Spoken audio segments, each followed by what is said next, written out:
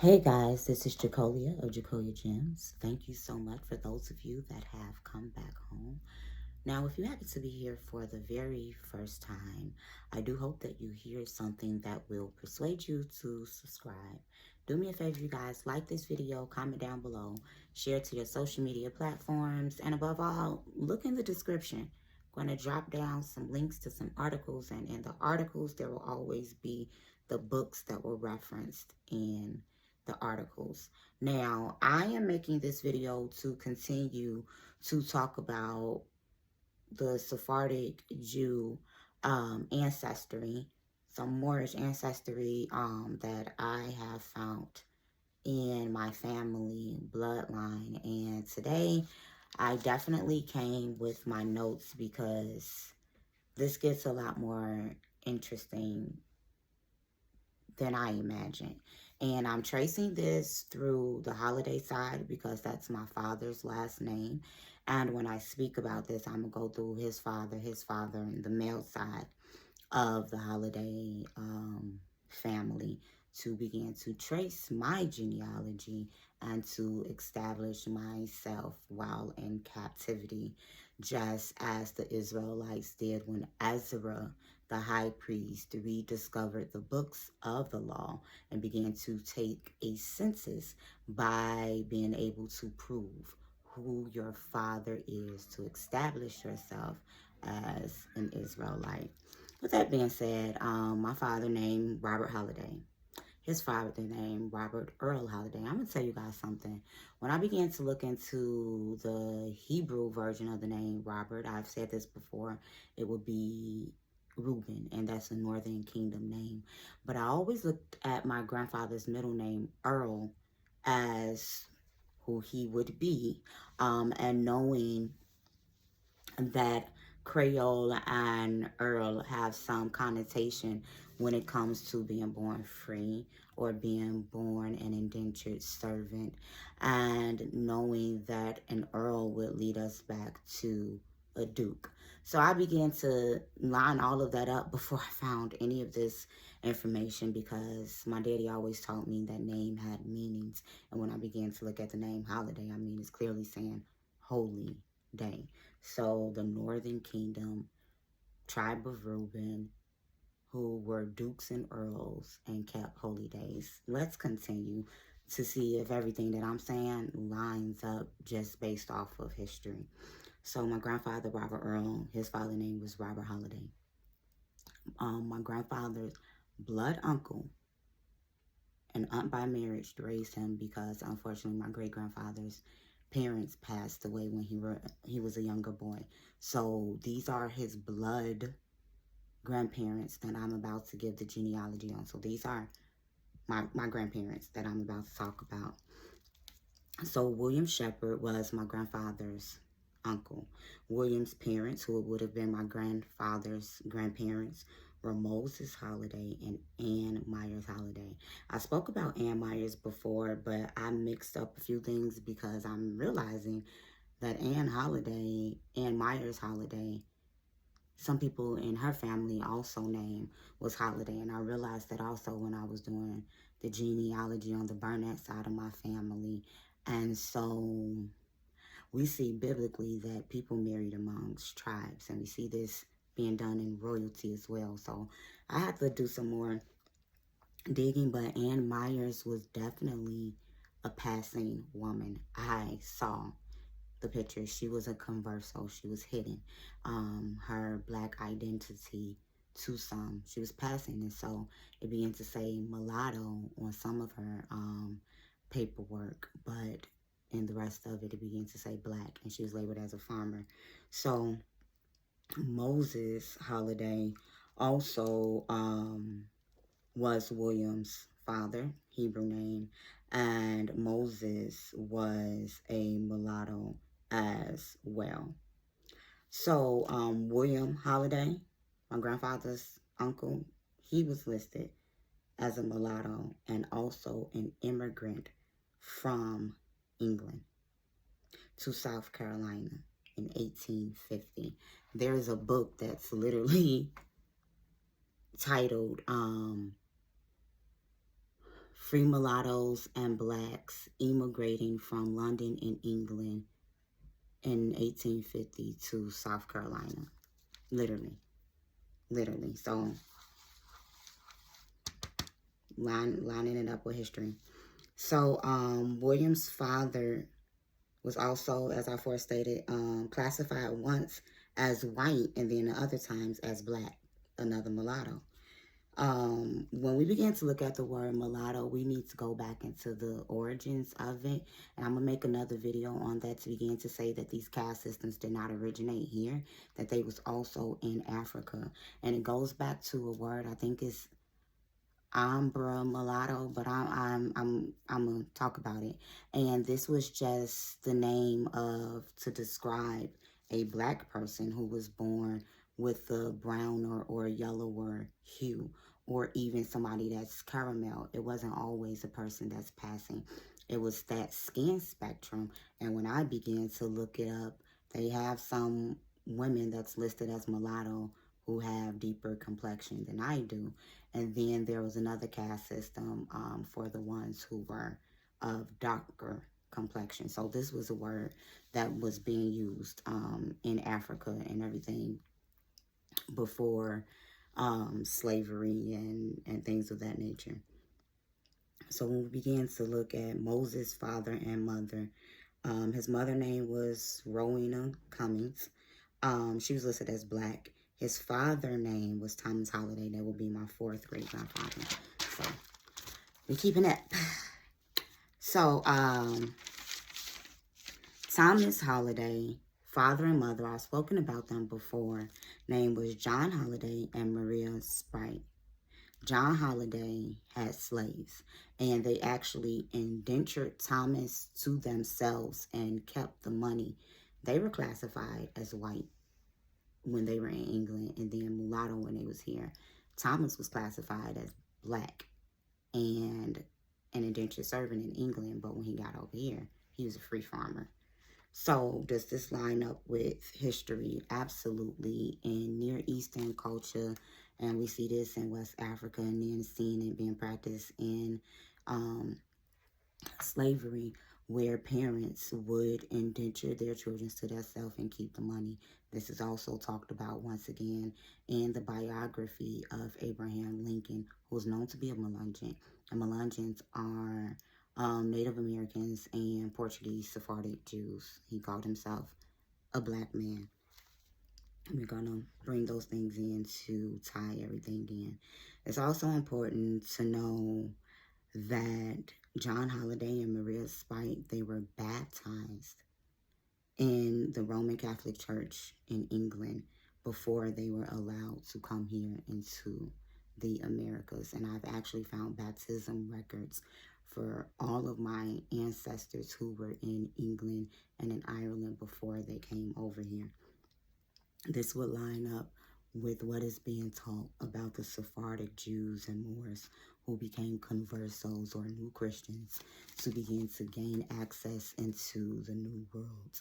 They will also forge their paperwork to say that they were white, or even to say that they have converted and continue to practice the Jews' religion undercover, just to be able to come and to flee religious persecutions in this part of the world. Now, throughout this time, when my ancestors were in London, England, and Ireland, it's actually stated that Queen Elizabeth complained during the 1500s about the presence of the Blackamoors in London, because there was a lot of us there. When we began to look into John Holliday's parents, his father was Samuel Holliday and Elizabeth Duggar. William Holliday. John Holliday's parents was Samuel Holliday and Elizabeth Duggar. And so all of them were also baptized in England and in Ireland. So when we began to look and we see Samuel, his father was also named John, and John Holliday. So John was born in Ireland, and he was baptized in England, and he was also a farmer and a merchant. John's parents were Leonard Holliday and Anne. I want to begin to focus on Leonard Holliday, y'all. Leonard Holliday was somebody that was very, very, very, very, very important. Leonard Holliday was one of the founders of the East Indian Company. And the East Indian Company, they would call themselves Indian men, in quotations. They ran India. They were over the Indian rule in Britain. They began to, and this is the words in the article, it said that they colonized these places, and that they began to colonize Southeast Asia, and they were merchants. The East Indian Company was founded by 125 merchants. When we began to look into the Bible and we began to look into history, Phoenicians, Israelites, and Moors are called merchants. This was who doing the selling. There are many books about the true identity of the Sephardic Jews and Moors who was doing all of these expeditions into the New World and around the globe. The Black Pirates of the Caribbean, there's books out there on it as well, and I'll link those down below. So Leonard would have been one of my great grandfathers, and outside of him founding this is how people began to say that the Jews had hand in the slave trades. But we also need to begin to realize that this was Hebraic indentured servitude that was going on, and I am proof that the Moors were ruling in England and London and in Spain. Like, these are my ancestors, my bloodline. And so when we began to look at Leonard, when he was doing this, y'all, we need to know that there were black slave masters. He was selling slaves, trading sugar, spices, silk, cotton, and opium. He worked alongside Francis Drake, who we know did one of the first expedition. And it's interesting to me because my great-grandfather cousin, who he grew up with, her name was Francis Drake. My grandfather, Leonard, he knew King James. He knew him. He was the mayor of London, and it's important to know that he re-established Moorfield in London. And the reason it's important to know that, I mean, it clearly said Moorfield. This was a swampland area. We see that when these colonizers came into Mississippi, which was known to be a swampland, Mississippi, Louisiana, Missouri, Illinois, all of that swampland, and who came over here to build that up? When you look into Mound Bayou, Mississippi, it was founded by Israelites and Moors, black people. And so who came over to colonize? So they went in to colonize, and they were, he reestablished Moorsfield, and this was called the East of London. And it sounded to me like he was creating a Goshen, because he took that swampland and in place he put farms, agriculture, so that they can live off the land. There are books and articles that began to say that the Moolies lived in Moors land. Moolie is a derogatory term, some say, that Italians began to call black people. If this man is white, as they have depicted him, with no black ancestry, why would he be creating a place for them that looks like Goshen, that looks like a virus, while people were complaining about their presence?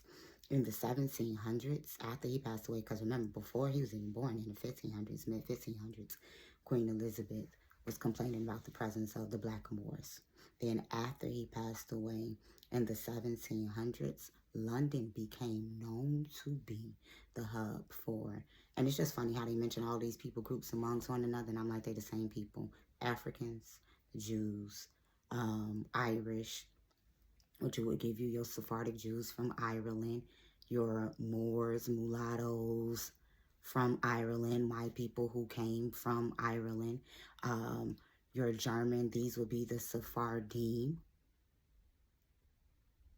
from German, and they also said some Huguenots, and we know that Huguenots are Moors. They lived in this part. It's also very important to know that they had night walkers, y'all, and there was a lot of prostitution and homosexuality going on in the parts of this land, so to the point that King James put out an edict for people found partaking in these acts to be beaten and cast out of the gate. This reminds me of a biblical story with the Benjaminites when they were enthralled with lust for other men. And because of this, they ended up trying to lay with another man, and then the man threw out his concubine, and they arred her until she was almost dead. The man took her body, chopped it up in pieces, and sent it around to the other 12 tribes to let them know about the atrocity that went on. The tribes came together and went to war against the Benjaminites. So we just have to have line up on line, precept on precept.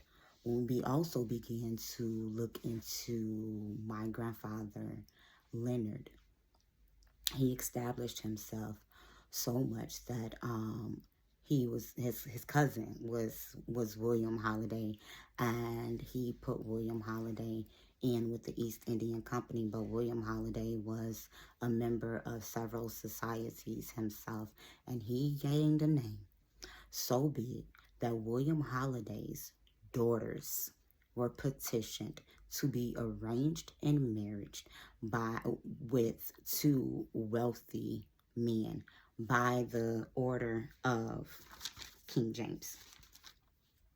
And this took place in April 1619. So in April 1619, two of my cousins were petitioned by Marquis, later on called the Duke of Buckingham. And my cousin, William Holliday, married his daughter Anne off to Sir Henry Mildworth, an English politician, and his daughter Margaret Holliday became wife of Sir Edward Hungerford. Yeah, interesting information. What were your ancestors doing in 1619? So when they passed away, and they, meaning William, Anne, and Susanna, which is another sister, another daughter of William, my cousin Margaret erected a monument, and she had her sisters and her father buried at St. Lawrence, Jewry. Jewry. Why were they buried in the Jews' church? Just wondering. It's important to know that when I began to look up these names on Ancestry.com and I came across some articles, I looked at the family at the emblem because it was a few, but it was one of them and it was black with 3 heads on it with the shields. And I looked at that and I was like, that looks like a Moor's head to me. It has a crown. I mean, it has the shield on it, but I'm like, that looks like a Moor's head to me. And I'm like, am I reaching? I found pictures and I'm going to link them. Y'all already know what's going on with that to make the correlation between the family crest and the Moor's head. But then I also began to look at the crest of the East Indian Company that my grandfather assisted in founding, and they had a red cross. And I think it was 13 red stripes. I have to look. But it was a red cross. And the emblem for it was lions. The Red Cross was a symbol of the pirates that was going into the Caribbean. Like, it's a lot behind that Red Cross, the Knights Templar. That Red Cross is seen in Mound Bayou, Mississippi, where the Moors and Sephardic Jews went to. It's a lot of links. And it's Moors heads on there as well. My grandmother, by marriage, my grandfather's wife, Anne, after he passed away, she ended up marrying Henry Montagu, Montagu. And I looked at this and I was like, that sounds like Montego Bay, Jamaica, where the Moors, the Maroons, the Akan, the Igbo are known to be. So when I began to look up that name, it's actually a place in South Africa with that name, but it led me to a Jewish politician with the same name who was an anti-Zionist Jewish with the same last name. And I found that to be very interesting. So in the 1700s, when I was speaking about London becoming a hotbed for us, it's important to know that, and I don't want to mispronounce his name, so I'm just say Equiano, who a lot of people began to know about. He was born in West Africa, known to be an Igbo, and he was sold in slavery as a child. And when I saw the way that they sold him, I was like, whoa, because my great-grandfather is from Montserrat. I found when he came from Montserrat to here, and they had him listed down as a farmer. So Equiano was sold to the Caribbeans and to Montserrat, and then sold to a Quaker. Then he petitioned for his freedom. Now, I know I told you guys before about the Quakers that was in my family side. And so when he went to London, he founded the Sons of Africa. And this was identical to the Quakers movement. And I told you guys because they were abolitionists against slavery, but some Quakers would have indentured servants. When we began to look at his autobiography, he made many correlations between the Igbo culture and the Israelite culture, and let it be made known that this is who I am. And also remember, he was sold to Barbados. The Quakers went into Barbados on a mission, and they used Peter's writing to begin to say that they are going to the Jews that are in the diaspora. That's what they said, and I've talked about it before. And then he was sold to Virginia, and then he ended up going back to London. So when he went back to London, he became an abolitionist against slavery, and he worked with some others who were now free. And I was mentioning him so that we can see that these people, my ancestors, one of them, who took part in these trades, knew who they were trading. Because the Quakers knew who the Taino were. When they went to these lands, they knew who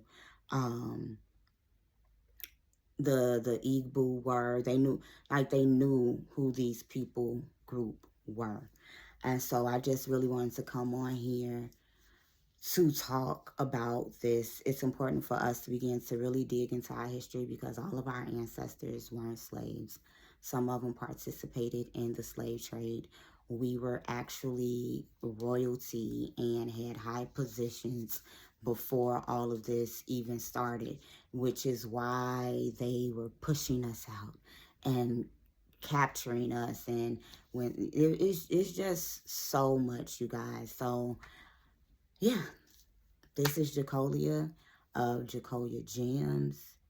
We need to begin to realize that history has been watered down and that there's more than meets the eye. I hope I said something to encourage someone to do some digging into their own Moorish and Israelite ancestry, because I know who my daddy is. Food for thought.